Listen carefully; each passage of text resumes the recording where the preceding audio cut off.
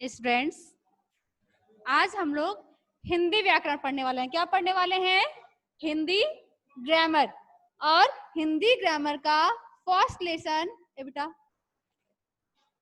Hindi grammar का first lesson का नाम है भाषा और व्याकरण। ठीक है, तो आज हम लोग पढ़ेंगे कि भाषा किसे कहते हैं। ठीक है, सबसे पहले हम लोग पढ़ेंगे कि भाषा किसे कहते हैं। जैसा कि आप लोगों को बता भी दिया गया होगा कि भाषा क्या कहलाती है। ठीक है,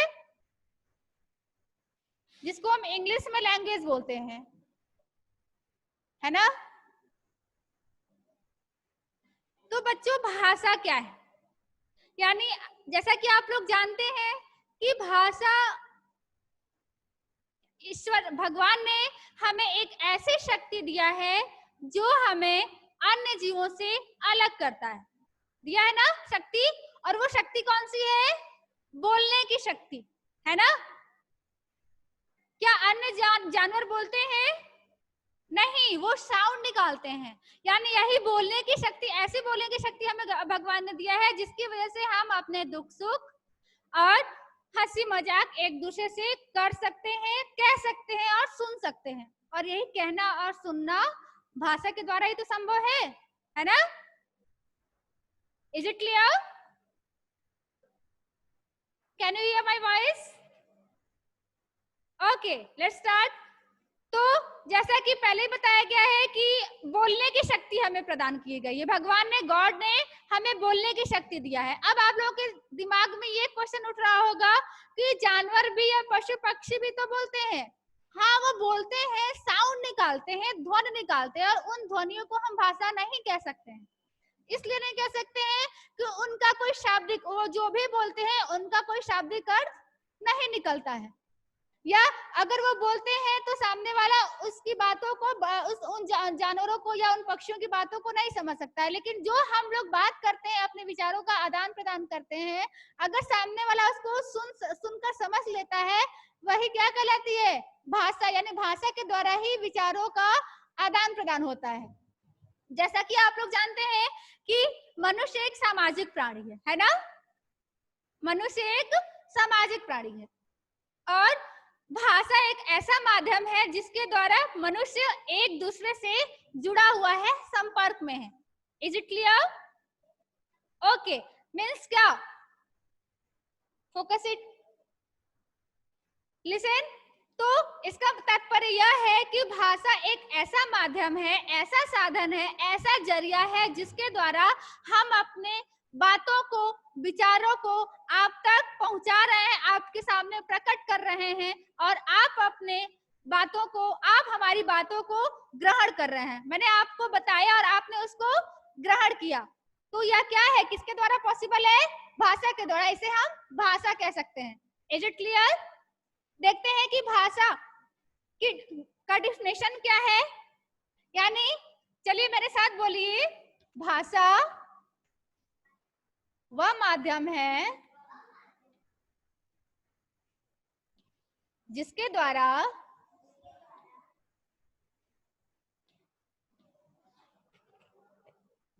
मनुष्य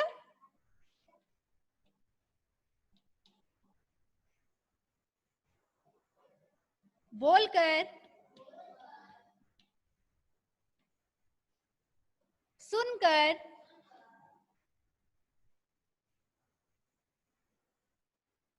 लिखकर,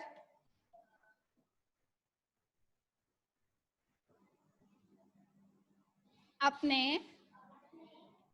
विचारों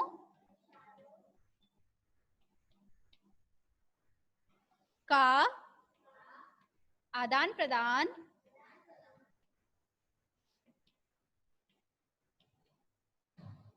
करता है।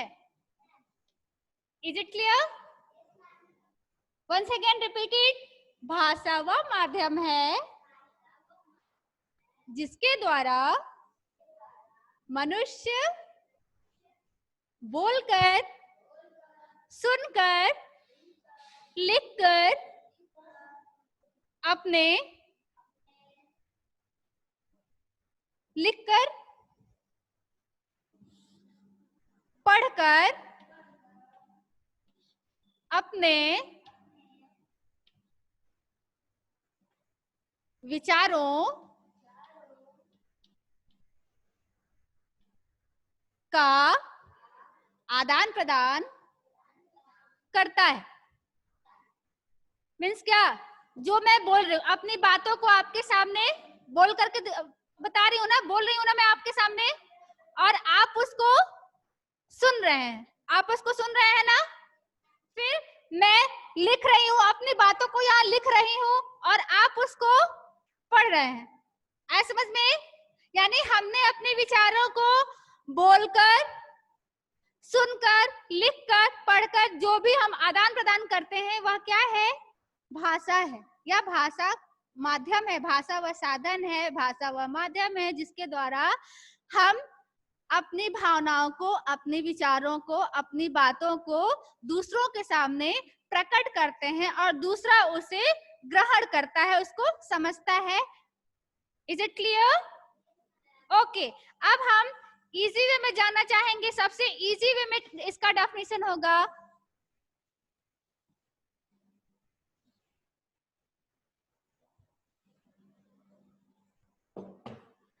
चलिए बोलिए मेरे साथ, भाषा वह माध्यम है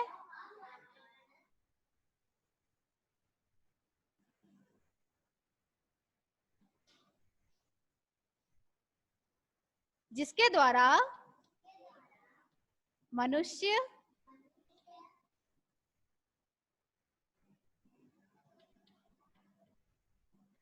अपने विचारों का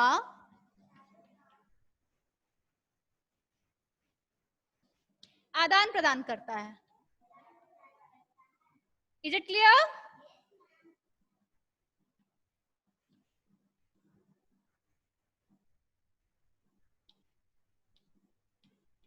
यानी भाषा की मदद से ही हम अपनी बातों या अपनी भावनाओं या विचारों का आदान प्रदान करते हैं। आए समझ में? अब हम लोग चलते हैं, नेक्स्ट टॉपिक है भाषा के रूप, कि भाषा के कितने रूप होते हैं। जैसा कि आप लोगों को बता दिया गया होगा कि भाषा के मुख्यतः दो रूप होते हैं। भाषा के मुख्यतः कितने रूप होते हैं? दो।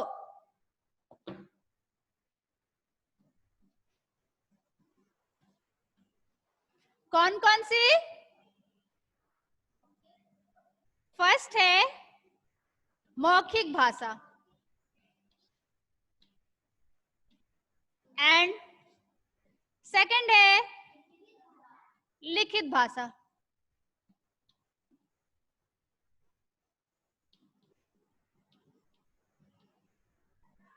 दो रूप होते हैं भाषा के, दो रूप होते हैं, मौखिक भाषा और लिखित भाषा।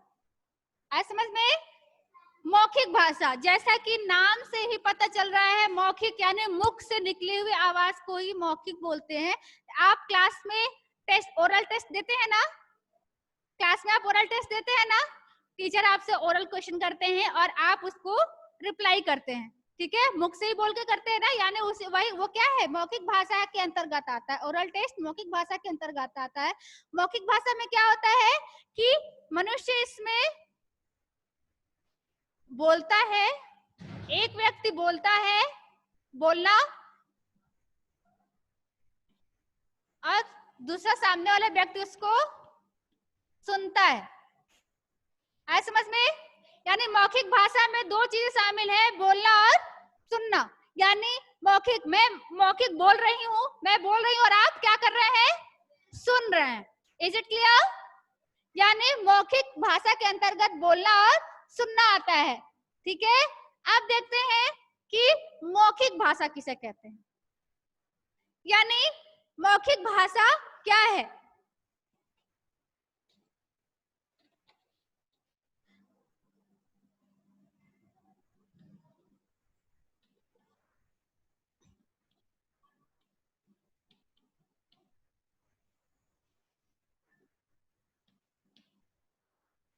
पहले इसका देख लेते हैं। उसके बाद से हम इसको डिफाइन करेंगे। पहले तो हमने ध्यान दे दिया कि मौखिक भाषा के अंतर्गत बोलना आता है और सुनना आता है। अब लिखित भाषा, लिखित, जैसा कि लिखित इसके नाम से ही पता चल रहा है, लिखना है ना, रिटन लैंग्वेज। अब इसमें क्या होता है, लिखना और पढ़ना। आए समझ में? जैसे फर्स्ट व्यक्ति उसको लिखता है और सेकंड व्यक्ति उसको पढ़ता है। जैसे मैं लिख रही हूं और आप उसको पढ़ रहे हैं। आज समझ में? यानी लिखित में क्या होता है, फर्स्ट पर्सन उस चीज को लिखता है और सामने वाला उसको पढ़ता है। Is it clear? अब आते हैं कि मौखिक भाषा किसे कहते हैं। जब हम अपने विचारों को बोलकर दूसरे के सामने प्रकट करते हैं और सामने वाला उसको सुनकर समझता है, वो मौखिक भाषा कहलाती है। आया समझ में? चलिए मेरे साथ बोलिए, जब हम अपने विचारों को दूसरों के सामने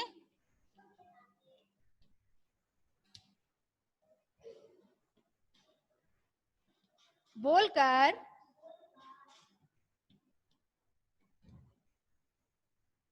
प्रकट करते हैं,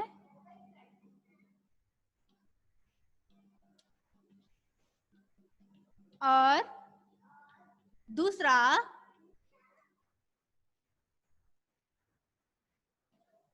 उसे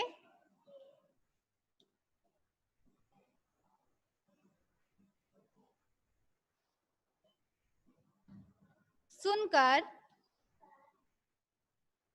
समझता है,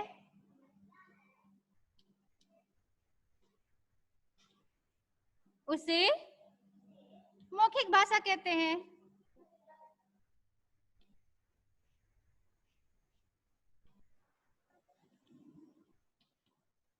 आज समझ में?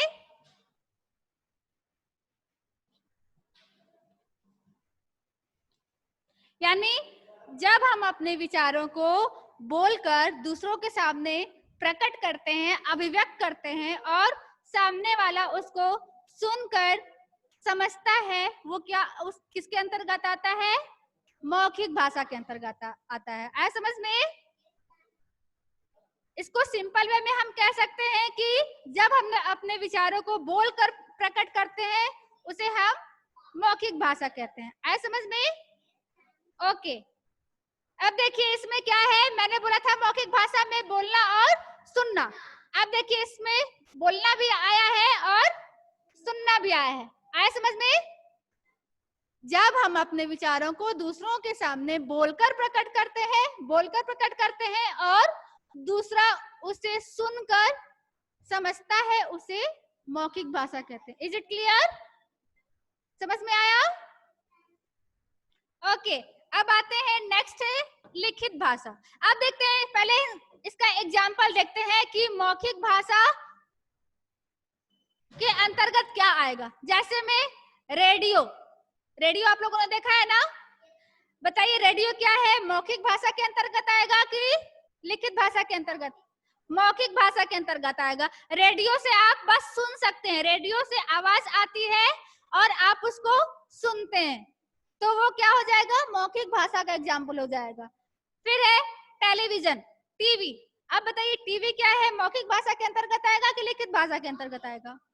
मौखिक भाषा के अंतर्गत आएगा। टीवी आप देखते हैं और उसको सुनते हैं। आया समझ में? समझ में आया ना? अब आते हैं हम नेक्स्ट, देखते हैं कि लिखित भाषा किसे कहते हैं।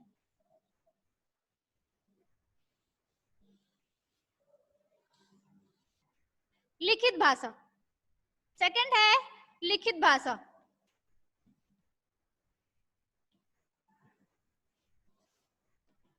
चलिए मेरे साथ बोलिए, लिखित भाषा ये है ऐसी भाषा, वह भाषा जिसमें हम कुछ भी लिखकर दूसरों के सामने प्रकट करते हैं, उसे हम लिखित भाषा कहते हैं। यानी अपने विचारों को लिखकर प्रकट करना ही लिखित भाषा कहलाता है। आया समझ में? समझ में आया? रिंकू सिंह आया समझ में? जिसको आगे समझ में हाथ उठा लो जरा। अंशिका समझ में आ गया बेटा? हर्ष ओके, चलिए हैंड्स डाउन। चलिए समझते हैं लिखित भाषा सिंपल वे में। जब हम चलिए मेरे साथ बोलिए, जब हम अपने विचारों को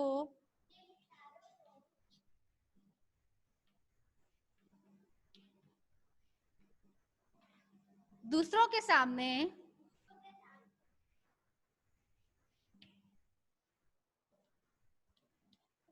लिखकर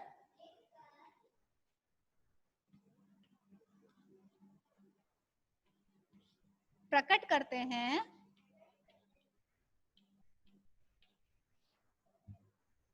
तो उसे लिखित भाषा कहते हैं।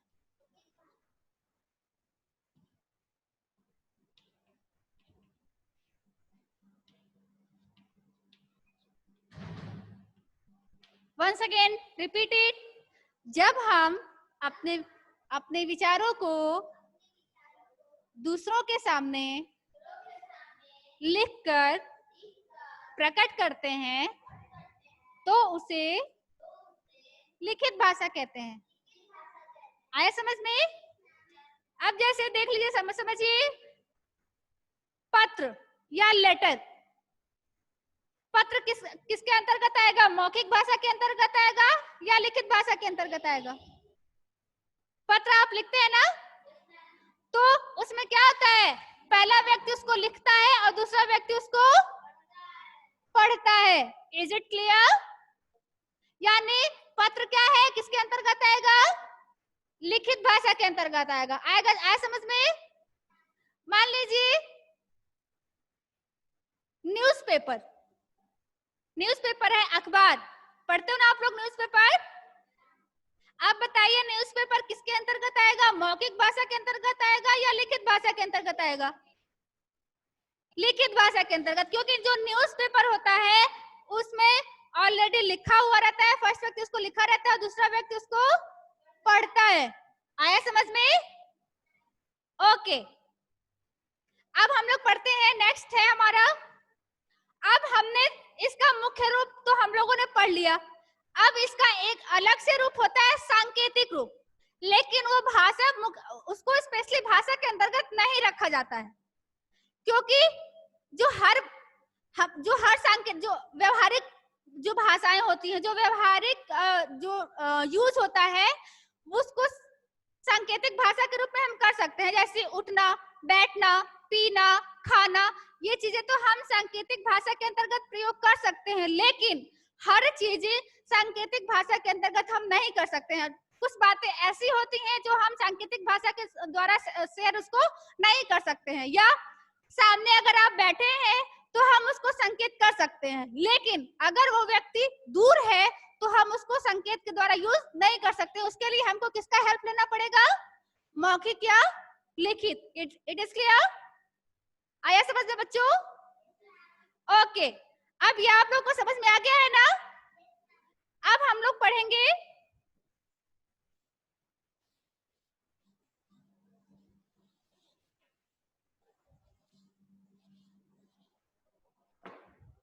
नेक्स्ट, हमारा टॉपिक है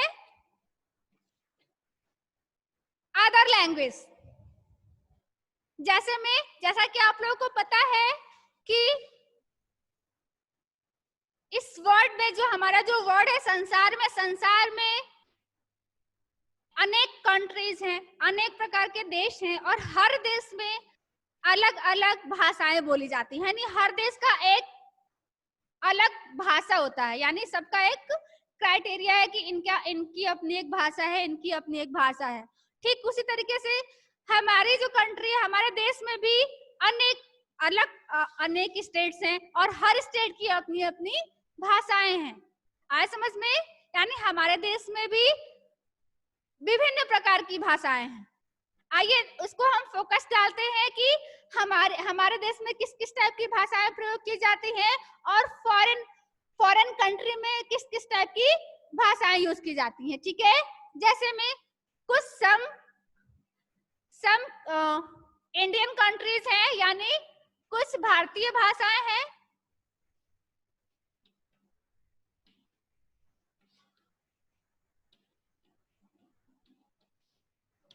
और कुछ विदेशी भाषाएं हैं। उस पे हम फोकस करते हैं कि भारतीय भाषाएं किस किस राज्य में कौन कौन सी भाषा यूज की जाती है और विदेशी भाषाएं कौन कौन सी हैं।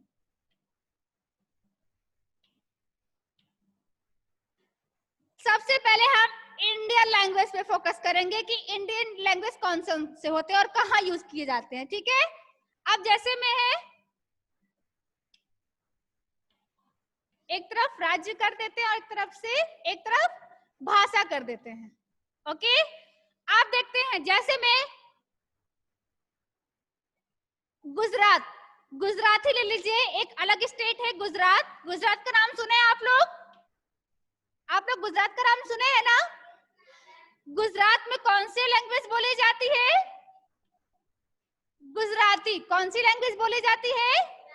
गुजराती। Very good. अब देखिए उड़ीसा, उड़ीसा का भी आपने नाम सुना होगा। उड़ीसा में कौन सी लैंग्वेज बोली जाती है? उड़िया। ओके, राजस्थान,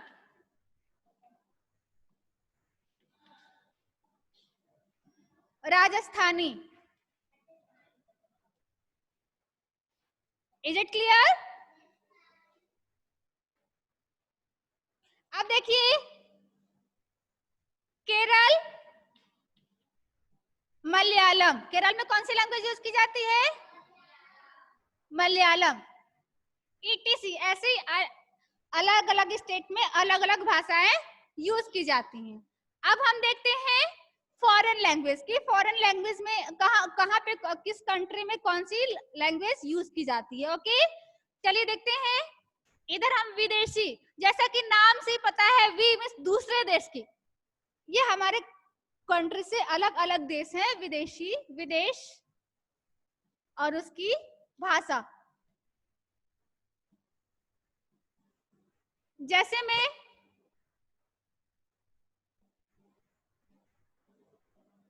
चीन, चीन को ही ले लीजिए।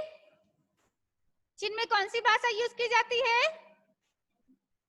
चीनी। आया समझ में?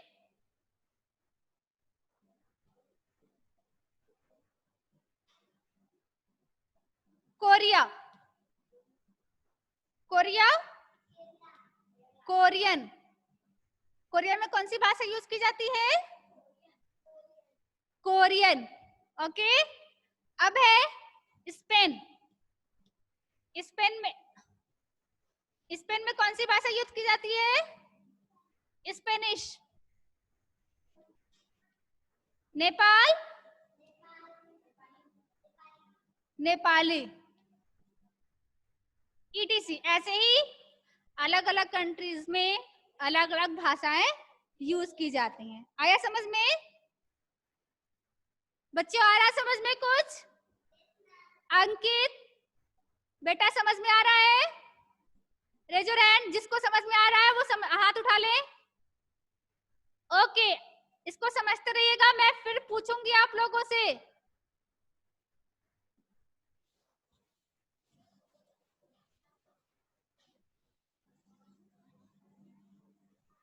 चलिए एक बार बता दीजिए, गुजरात में कौन सी भाषा बोली जाती है? गुजराती। Very good. केरल में? मलयालम। केरल में? ओके, अब आते हैं हम लिपि की। लिपि किसे कहते हैं?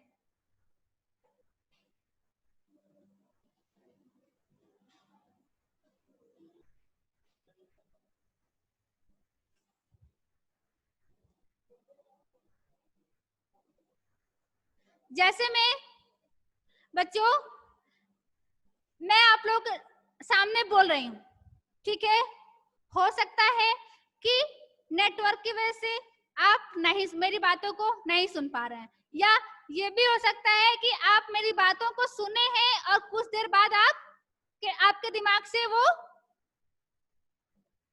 स्लिप कर जाए।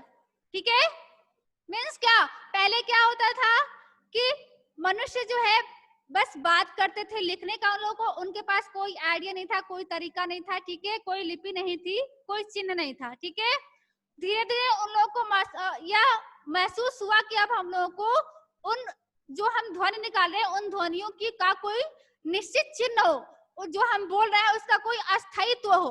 ठीक है, वो जो हम ध्वनि निकाल रहे हैं उसका तो कोई अस्थायित्व है नहीं, वह तो आकाश में विलीन हो जाएगा, लेकिन उसको लिखने के लिए चिन्ह की आवश्यकता हुई, तो चिन्ह ढूंढा गया और उन्हीं चिन्हों को हम क्या बोलते हैं, लिपि बोलते हैं। आए समझ में? यानी हम जो भी बोल रहे हैं उन बोले हुए ध्वनियों का जो चिन्ह होता है उन्हीं चिन्हों को हम क्या बोलते हैं, लिपि बोलते हैं। आए समझ में? यानी चलिए मेरे साथ बोलिए, भाषाओं को लिखने के लिए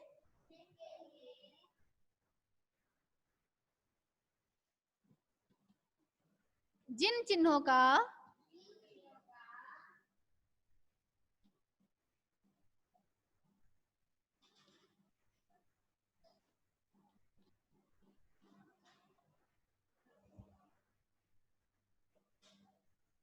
प्रयोग किया जाता है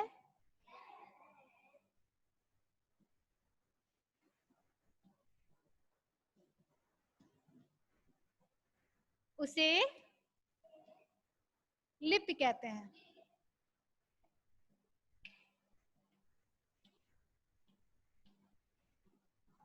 बच्चों आया समझ में? मीन्स क्या, जो भी हम बोल रहे हैं, जो भी हमारे मुख से ध्वनि निकल रही है, उसको मान, अब हमने बोल दिया, आपने सुन लिया, हो सकता है कि आप भूल भी जाएं कुछ देर में, और वही चीज अगर अगर आपने उसको कहीं लिखा है तो उसको आप पढ़ सकते हैं, समझ सकते हैं। ठीक है, लेकिन जो हमने बोला उस वो तो आकाश में विलीन हो गया, या फिर आपका अगर अगर आपके पास माइंड है तो उसे माइंड में हो जाएगा, लेकिन हो सकता है कि वो माइंड से स्लिप कर सकता है।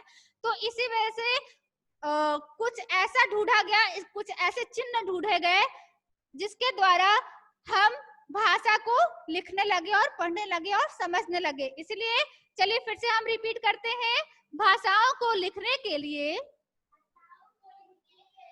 जिन चिन्हों का प्रयोग किया जाता है उसे लिपि कहते हैं। समझ में आया? ओके,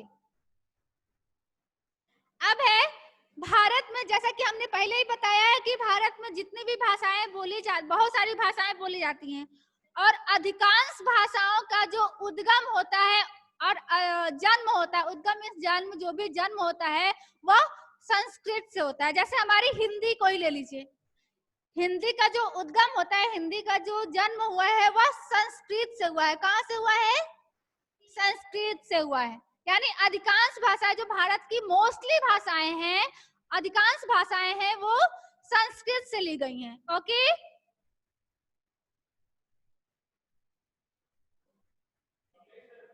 अब है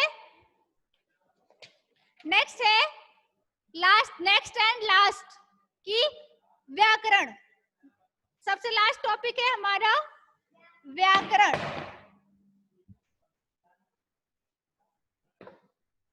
जिसको हम इंग्लिश में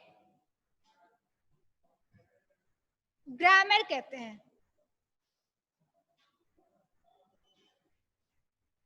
अब देखते हैं कि व्याकरण किसे कहते हैं। जैसा कि आप लोगों को पता है कि हर भाषा के कुछ नियम होते हैं, रूल होते हैं। जैसे मान लीजिए आप रोड पे ही जा रहे हैं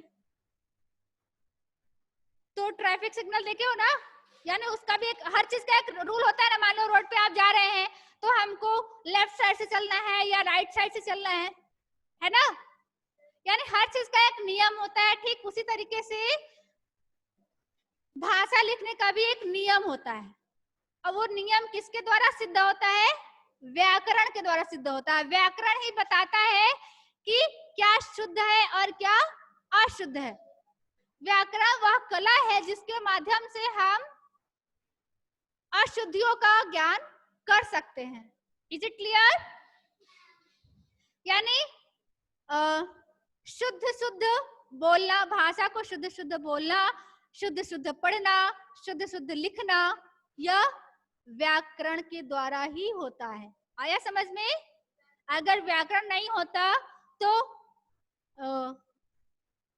राम पढ़ रही है, घोड़ा दौड़ रही है, अगर व्याकरण नहीं होता तो व्यक्ति ऐसे ही यूज करते, जो कि बिल्कुल गलत है। मान लीजिए राम रो रही है, क्या यह सही है? क्या यह सही है? नहीं, इसमें लिंग संबंधी अशुद्धि है, लिंग संबंधी, क्योंकि राम तो पुल्लिंग है और रही क्या है? स्त्रीलिंग के लिए यूज हुआ है। यहाँ सही क्या हो जाएगा? राम रो रहा है। आया समझ में? सबसे पहले हम डेफिनेशन देखते हैं, ठीक है?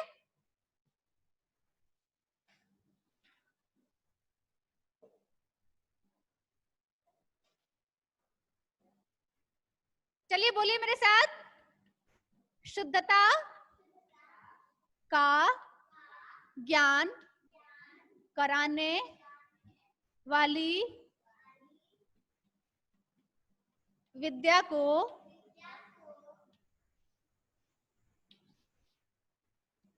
व्याकरण कहते हैं। आया समझ में? फिर से देखिए, फिर से बोलिए। शुद्धता का ज्ञान कराने वाली विद्या को व्याकरण कहते हैं। आया समझ में? या दूसरा भी है कि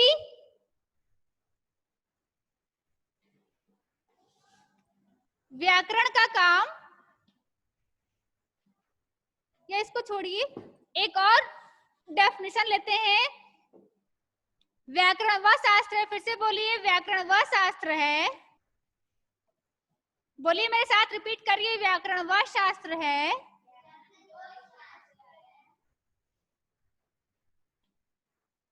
जिसके द्वारा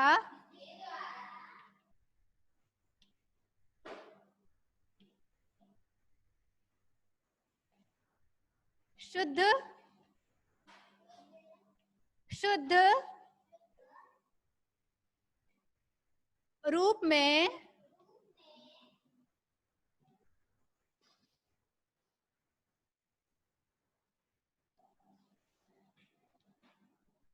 बोलना,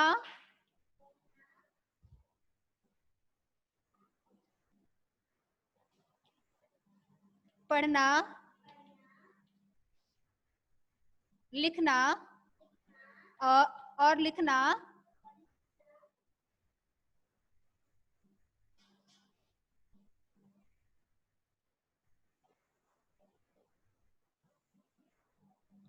सीखा जा सकता है। Is it clear? यानी व्याकरण के माध्यम से ही हम भाषा में शुद्धियों और अशुद्धियों का ज्ञान कर सकते हैं।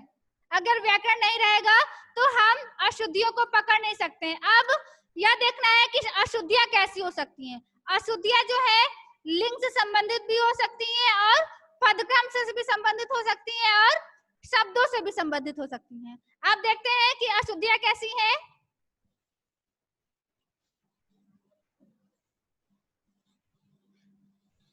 अब जैसे में मान लीजिए हमने बताया कि अशुद्धियां लिंग से संबंधित, यानी लिंग से संबंधित हो सकती हैं, या पदक्रम से संबंधित हो सकती हैं, या शब्द से संबंधित हो सकती हैं।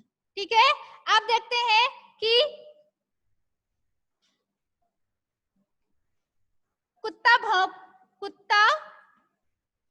भौंक रही है। अब बताइए ये सेंटेंस सही है? सही है?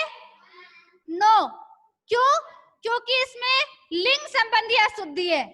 कुत्ता यहाँ पुल्लिंग है और यहाँ पे स्त्रीलिंग दे दिया गया है। क्या होना चाहिए यहाँ पे? कुत्ता भौंक रहा है। आया समझ में? ठीक वैसे ही भौंक रहा है। ठीक है, अब है नेक्स्ट है, जैसे में पदक्रम का देख लेते हैं।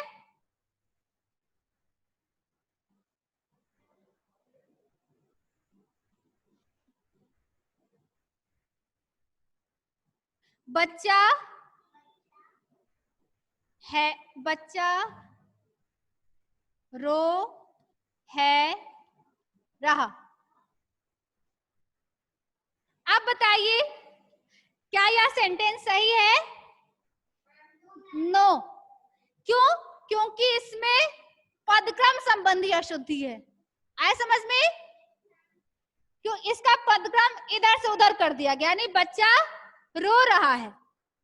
यहां सेंटेंस क्या हो जाएगा? बच्चा रो रहा है, यानी बच्चा रो रहा है। यानी ये अशुद्ध है, गलत है, और ये शुद्ध है, सही है। यानी या हम अशुद्धि और शुद्धि किसके द्वारा कर रहे हैं? व्याकरण के द्वारा ही कर रहे हैं ना। व्याकरण ही हमें नियम बता रहा है कि किस किस के क्या क्या नियम होते हैं। ठीक है, तो अब फिर से क्लियर हो गया होगा, क्लियर हो गया होगा ना।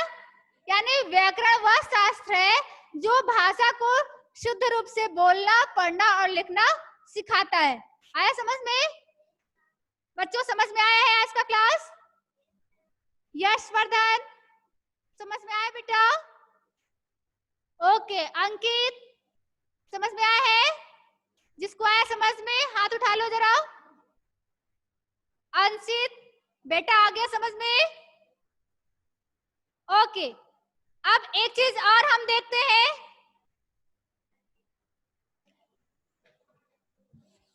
इसको लर्न कर लीजिएगा।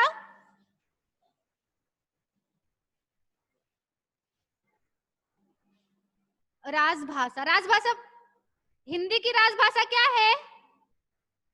सॉरी, हमारी राजभाषा क्या है? हमारी राजभाषा क्या है? हमारी राजभाषा हिंदी है। ठीक है, हमारी राजभाषा क्या है? हिंदी है। इसको लर्न करिएगा, हमारी राजभाषा क्या है? हिंदी है। अब बताइए एक चीज और है, हिंदी दिवस कब मनाया जाता है? हिंदी दिवस 14 सितंबर को मनाया जाता है। कब मनाया जाता है? हाँ बच्चों, आया समझ में? Okay, bye, take care, have a nice day. कल फिर हम लोग मिलते हैं नेक्स्ट पैरा के साथ। हम लोग इसके बारे में डिस्कस करेंगे कि भाषा किसे, आप लोग इसको लर्न कर लीजिएगा। ठीक है, मैं इसको पूछूंगी कल, मैं ओरल टेस्ट लेने वाली हूँ आप लोगों का। भाषा किसे कहते हैं, व्याकरण किसे कहते हैं, लिपि किसे कहते हैं, आप लोग जितना भी मैंने बताया है वो मैं कल टेस्ट लेने वाली हूँ ओरल। तो आप लोगों का ये काम है, होमवर्क है।